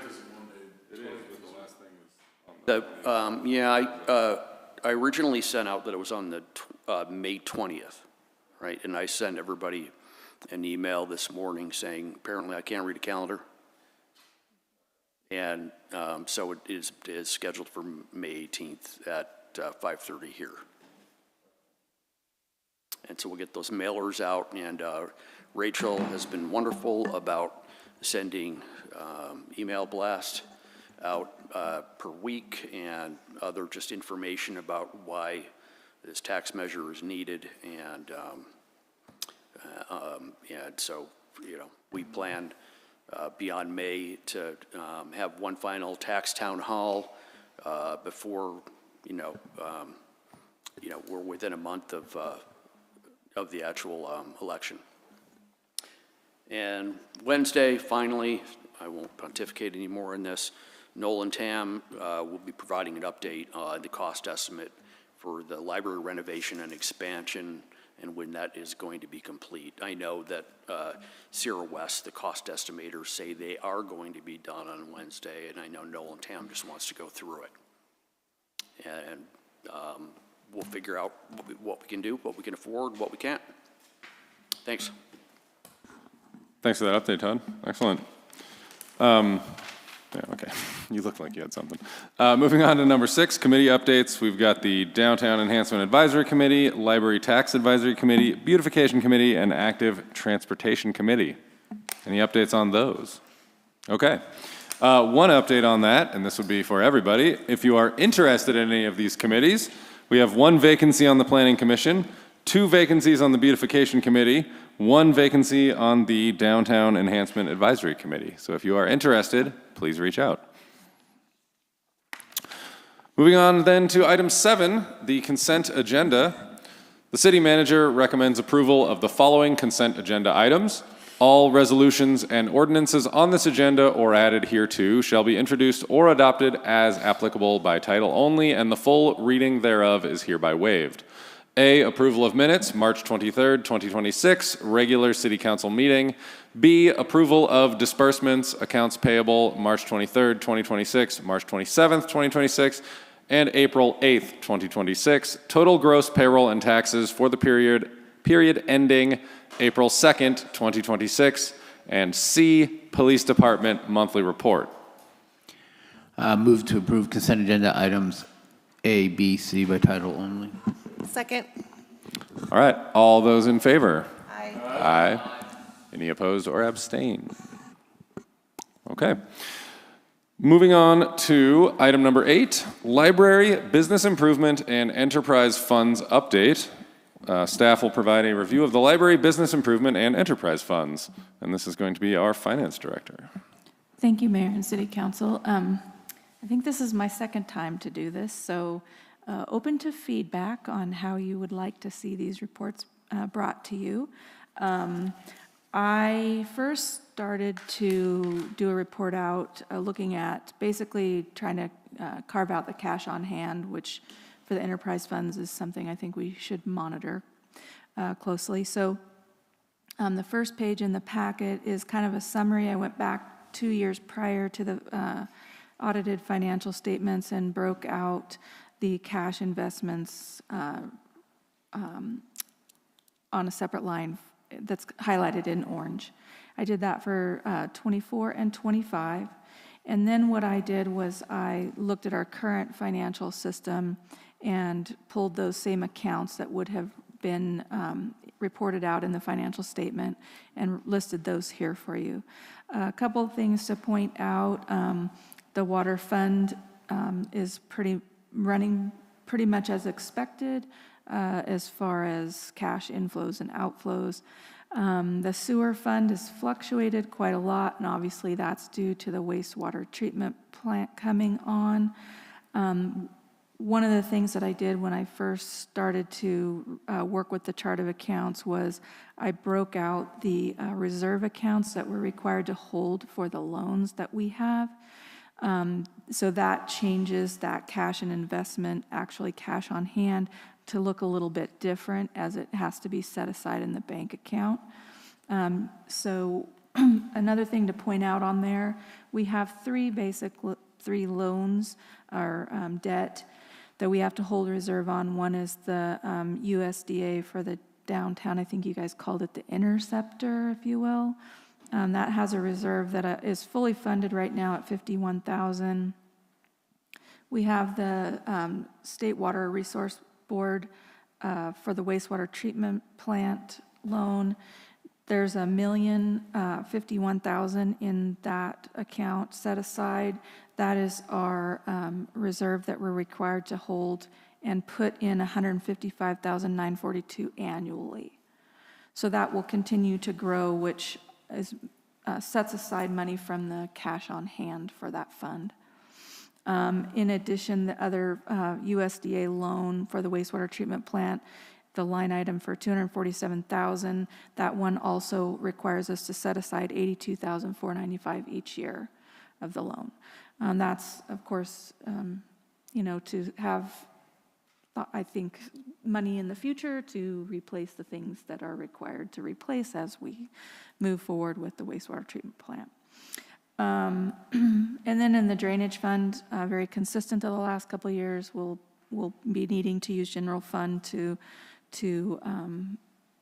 offset the expenses that outdo the revenue. The business improvement fund is money collected from the businesses for their parking for the parking fees, and that fund went down pretty significantly the last couple of years, but is starting to build again. That, as Todd has mentioned multiple times, that group has been meeting pretty regularly, and I think they have some ideas on how they want to spend money going forward. And I think I've asked them to come to the budget meeting in May. We'll finalize that a little bit more with them in the coming months. Or month, I guess. It's April already. And then the library fund pretty much just is going along as expected. A few changes on the operating side that I'll point out when we get to the P&L, but I did ask, I haven't heard back from the library yet, but I'm hoping that they will come and do a short presentation for us during the budget presentations as well. So any questions on that? No? Okay. So I guess just to summarize a little bit there, that we are spending in principal and interest and reserve funds for the wastewater treatment plant. It's about $1 million a year of money that gets paid for principal, interest, and then the set-asides. So, okay, I will move on to the P&L. Kind of did a similar look at that, went back to 24 and 20. Sorry, real quick, one question. That approximately $1 million, roughly, and I know you haven't been here a huge amount of time, but is that, by what you could see, or maybe another council member can answer this, is that roughly what was expected upon putting in the wastewater treatment plant? Is that roughly the expected timeline? And I wasn't here and would need others to speak to that. Whether or not that expenditure on the wastewater treatment plant aligns with what was originally expected, or if that's changed since the plant went in. Well, the money being set aside is okay. This are the fees that. Okay. That's so all. they incorporate, so when they do the rate study, it's to cover the debt, the cost of the debt, which includes the principal and interest, and then they factor in other costs to running the actual cost of running it on a regular monthly basis, and these other items that are being mentioned here that have to be put aside. So the rate currently is $75, and not going to go down unless they think that these, going to do another rate study on this. So if they find that these numbers are too good, the rate could potentially go down. All right. Yep. And so no, that was all planned. Okay. Thank you. I haven't reviewed the specifics of the rate plan, but I think as we move forward into the new times or rate study, that looking at what they put in the current one versus what we're doing now will be something to make sure we're clear on. Okay. Oops, sorry. Back to the kind of P&L. Went to the 24 audited statement, and then I projected sort of what was expected right now. I don't expect much to change. Still working with Charlie on the audit. But basically, we're in line with what was previously brought in as revenue, as well as I expect that what was budgeted the current year for revenue is what we will collect for both water and sewer. The expenses have obviously changed a bit. This budget was adopted a 2-year budget, so I think there was some information that we probably didn't know at that point. And again, this is different than the rate study, right? So I haven't compared this to the rate study numbers, which I guess I could do if we wanted to go that route. But basically, I expect the revenue to come in as budgeted. The expenses I expect to be a little bit higher than were projected. So instead of a $233,000 gain in water, I'm projecting there to be about a $70,000 gain. That's a change in about $165,000 of expenses, as I expect the revenue to stay as budgeted. For the sewer plant, I would expect there to be, instead of a $1.4 million profit, which I'm not really call it a profit, but profit. I would expect that to be about $710,000, and of course that includes the one-time money that we've had to spend on the sludge removal, which is about $240,000 more than we had budgeted. And then there's increased expenses in utilities, personnel, general expenses, and allocated expenses. So that number will be significantly less than what was originally budgeted. Drainage, I'm not sure. I think that what happened there was you guys had expected to pass a rate increase, and so the revenue was increased and the expenses were increased, but basically that didn't happen, and we're just going along as we have in the last couple of years, and there shouldn't be any significant differences there. I spoke already about the Business Improvement Fund, the DIAC committee, and we'll look forward to hearing from them, as well as the library. So I don't know if you have any other questions about that. Yeah, so the library looks like it's only generating about $70,000 in surplus.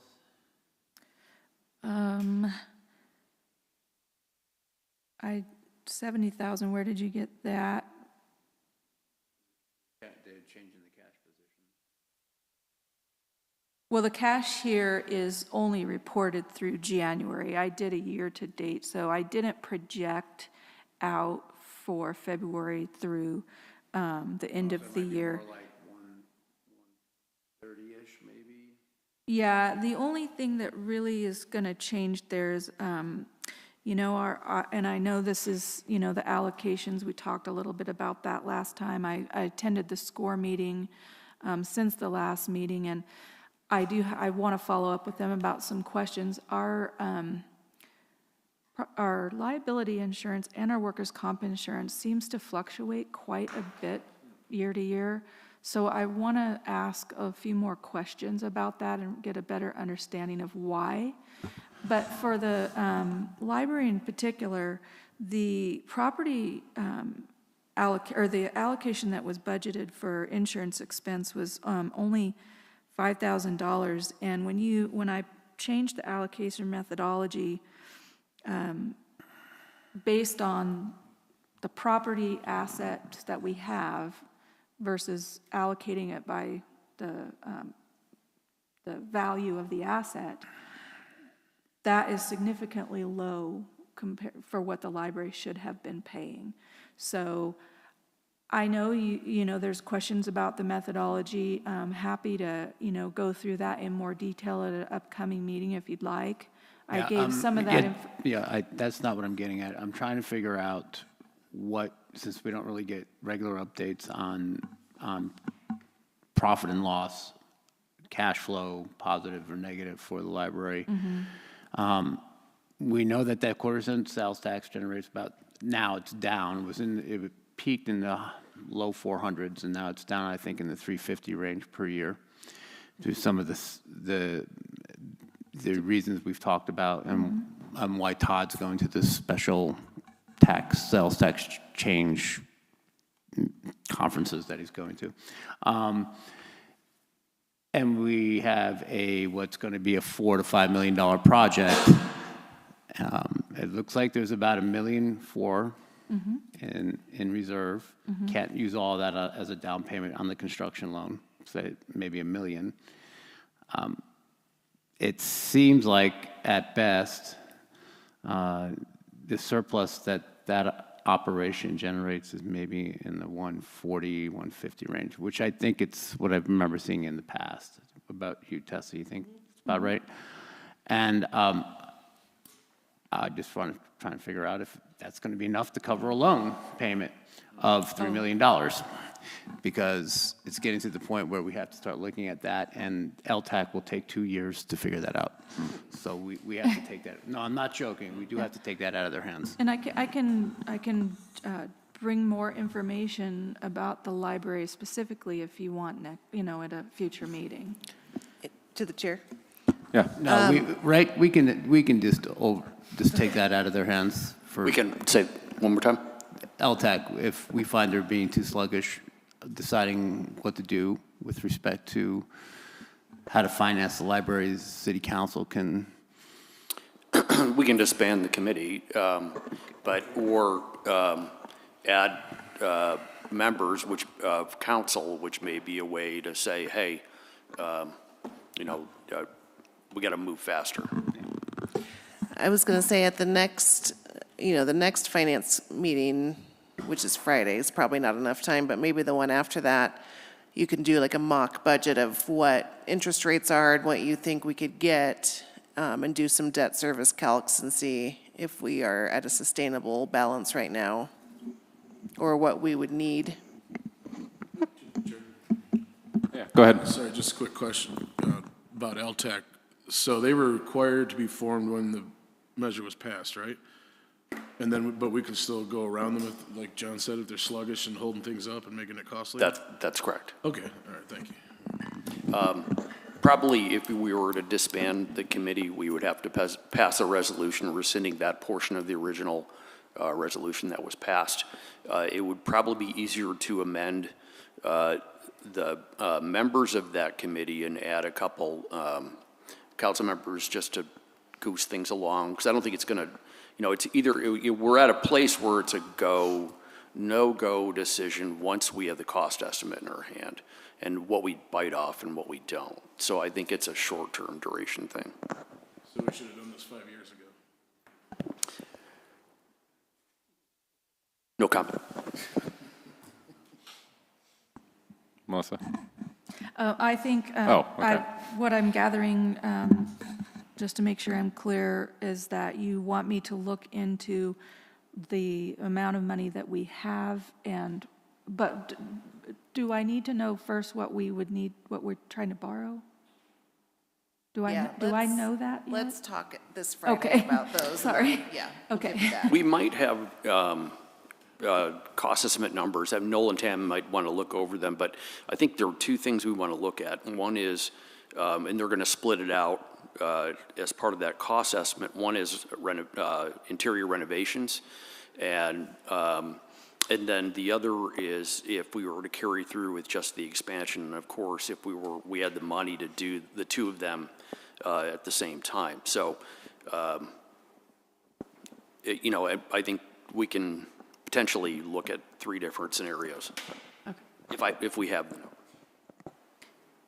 Yeah, yes, I don't know that I'll have that for you by Friday, Sure, but yes, yes. that's something that we can definitely work on.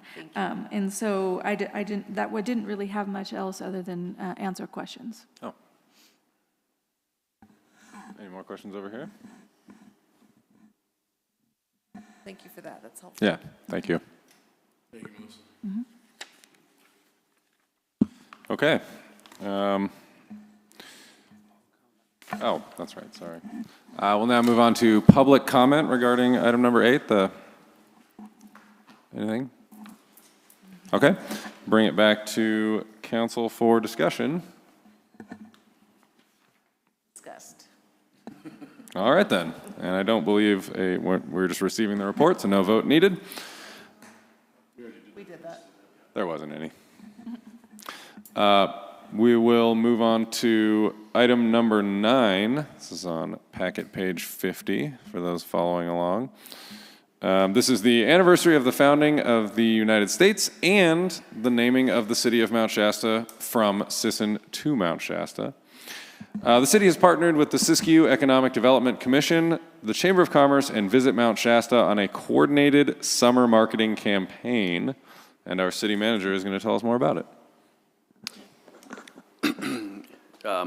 Just as kind of a first, 100,000-foot level, we came up with this campaign originally with the thinking that with the volatility in the market, multinationals, with the stop-start nature of tariffs, the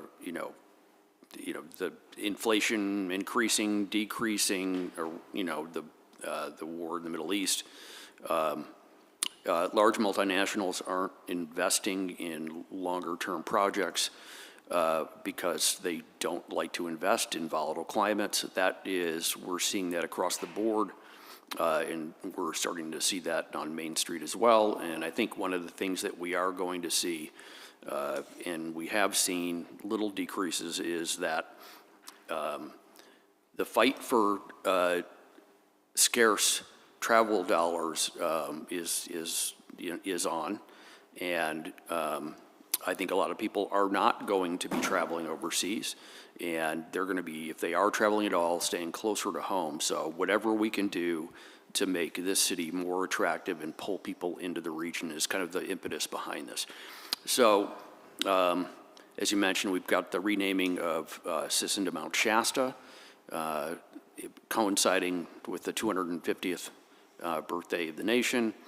And so we're doing whatever we can to advertise the two, and been working with Siskiyou Economic Development, Discover Siskiyou, the Chamber, Visit Mount Shasta, and they've been working with Rachel. We have a lot of graphics out there. I've got tents, restaurant table tents that are being printed right now for those restaurants that want them. Those tents will have a QR code that will have the list of the events that are happening this summer. You'll notice in the packet there's a mock-up with a lot of gibberish just to show you, this is what it looks like. We've got that all figured out. It was just more illustrative. Yeah, it's not a, I'm not gonna. The other thing on that one, this has probably already been established, but it goes from 8 a.m. to then military time and still adds the PM. Okay, yeah. just making sure. It's just filling space. All right. Some millennials out there freaking out right now. Right, exactly, and they're, all of a sudden they're, picking up transmissions from the spaceship. So we have posters that are being produced that we'll also have those QR codes for those that want them. We have integrated, pages. Discover Siskiyou will host those events on that website. We'll host them on ours. Josh Thomas is going to do his best to push things out. Visit California, we made a pitch to. They're going to promote our event, and we've got some billboard space in Sacramento and in San Francisco. We're doing whatever we can to get the word out, and hopefully there's synergy between events that are happening in Reading and other places with what's happening up here, including this summer's Reading Triathlon, and trying to convince people, hey, you just did the Reading Triathlon, come up and do the Tin Man, where it's a little bit cooler, and we have the opportunity to add events.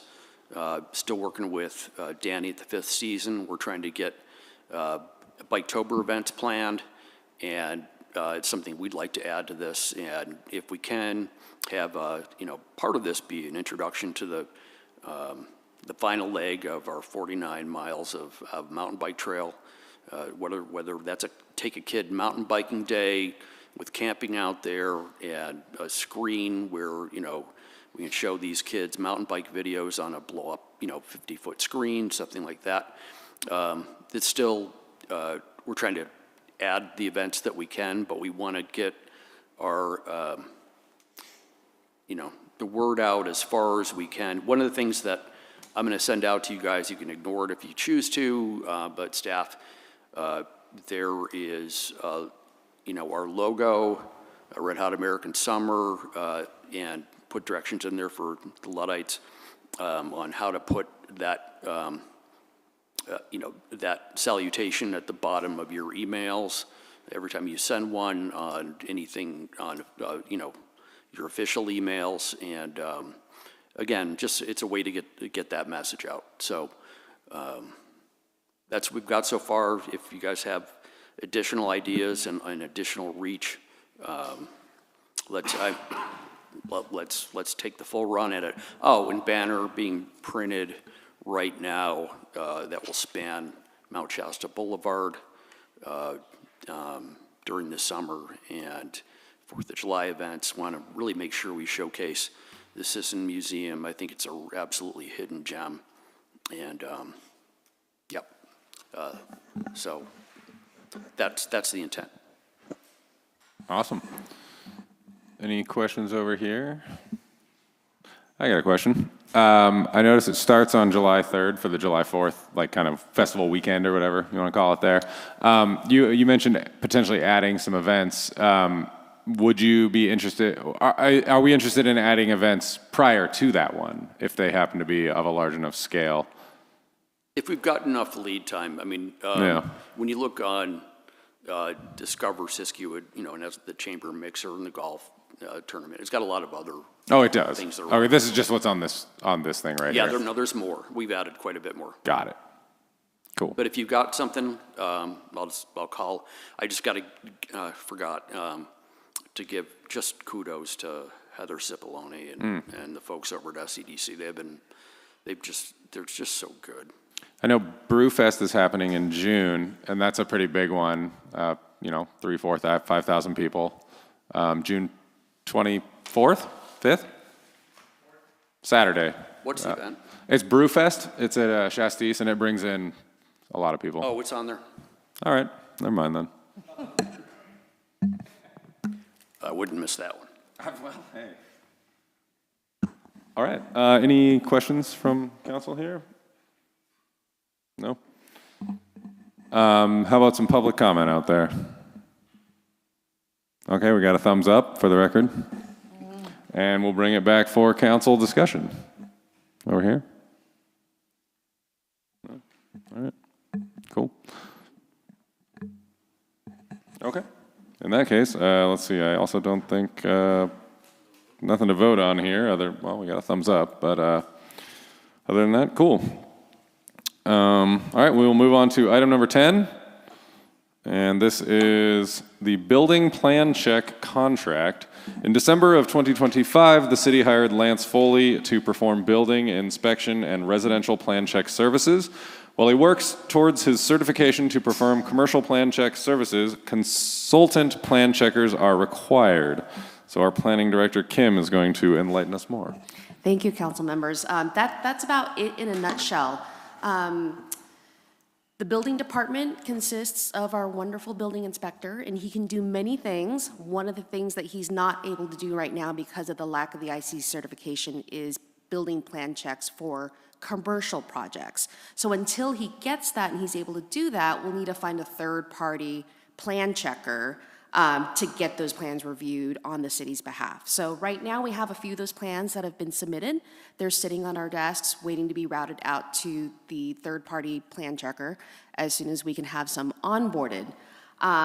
In this industry, most of the third-party plan checkers are small outfits.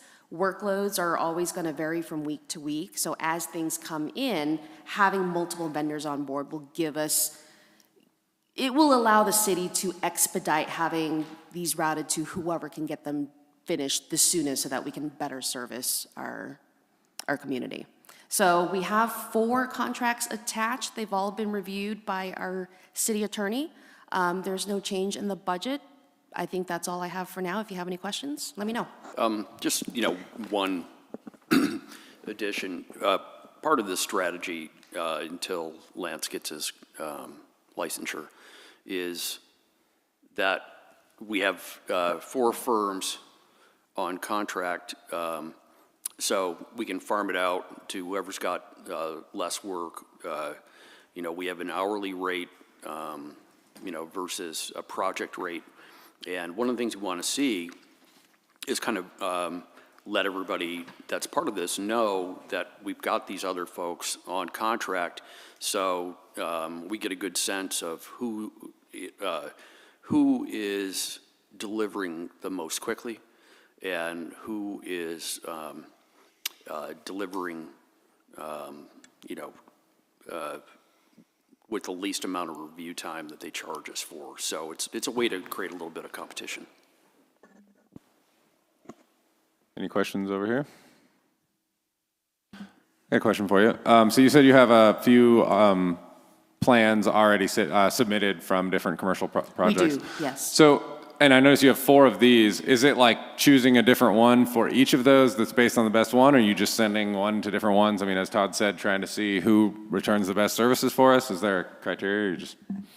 Well, it's a mixed bag for right now.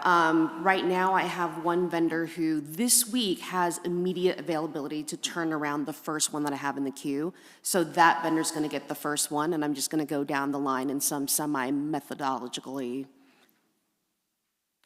manner. Cool. Sounds good. Any other questions? All right. How about public comment out there? All right. Sounds good. Well, then we'll bring it back for discussion. Is everybody fine with this? No, okay.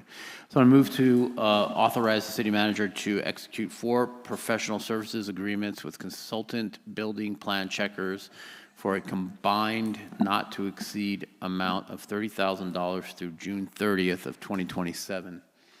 Second. All those in favor? Aye. Aye. Any opposed or abstain? Okay. All right, moving on to 11, council reports on attendance at appointed or outside meetings. Through the chair. Please. So I believe the end of March meeting was after our prior city council meeting at the Collier Interpretive and Information Center. So it's basically closed due to budgetary reasons. There's a little over $2,000 left in the bank. There's very little money coming in. The president, Renee, is going to be cruising around different city councils asking for donations. And I think ours is going to be in April. Do you guys schedule it for April? Is that right? Yeah. I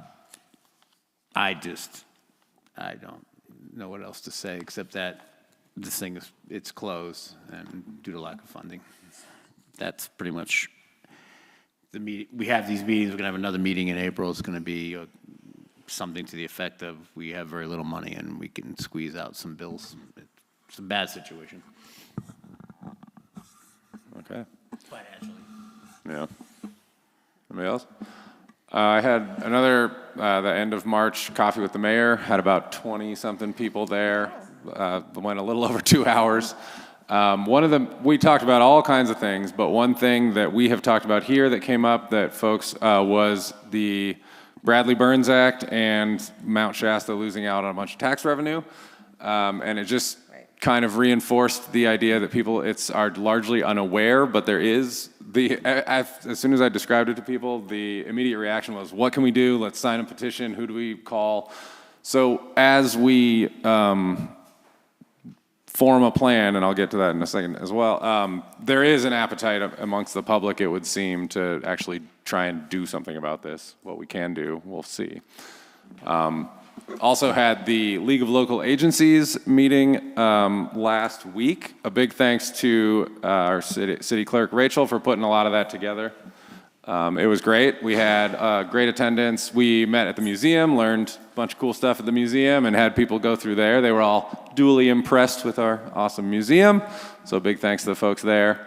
But the Bradley Burns tax thing came up there as well, and in a room full of city representatives from all over Siskiyou County, I believe there was one person outside of the two of us and our Cal Cities rep who was aware of it, and that turned into a very robust discussion, and there was huge appetite amongst those folks in making something happen.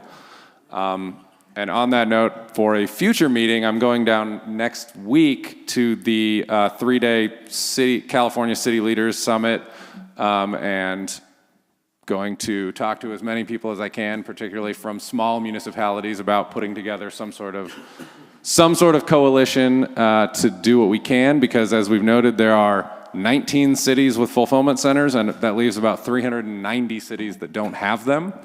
So while people might be largely unaware of it happening to them, there's a lot more people that are affected negatively. So California League of Cities might be a good outlet. that's who's putting on the summit next week that I'm attending. Yeah. So good call. If we're talking about future agenda items, I kind of want to take the temperature. Well, we are on to item 12 now, future agenda items. And so I jumped the gun. Is that attending the Revenue and Taxation Policy Committee meeting, it might be good if I agendize that for the next to kind of go down what happened with the recommendations and just a list of bills that are scheduled to be floated,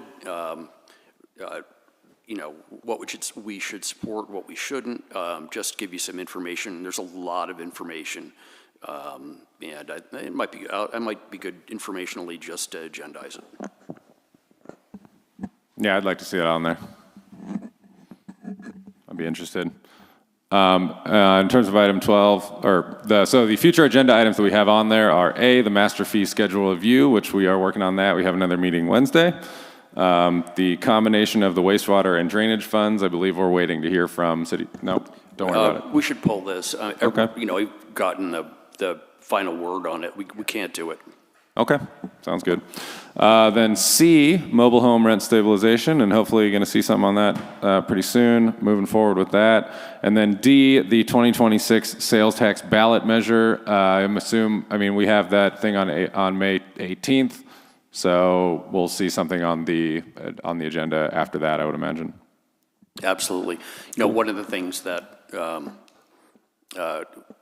we've got to make a decision on as we get closer, probably after this next tax town hall, to understand where everybody is what are we asking for? Question on that. How far is it? So the election, the ballot will be in November. We'll be voting in November on this. Is it 90 days prior that we have to get something on there, or how long? It's by June that it has to be on there. Okay. All right. We have, we have all the arguments written. We Sure. have all we've got everything ready to go. We just need to accept a number. Understood. Anything else that people would like to see on an agenda? Okay, nope. All right, in that case, let's go to item 13. Adjournment. Yes.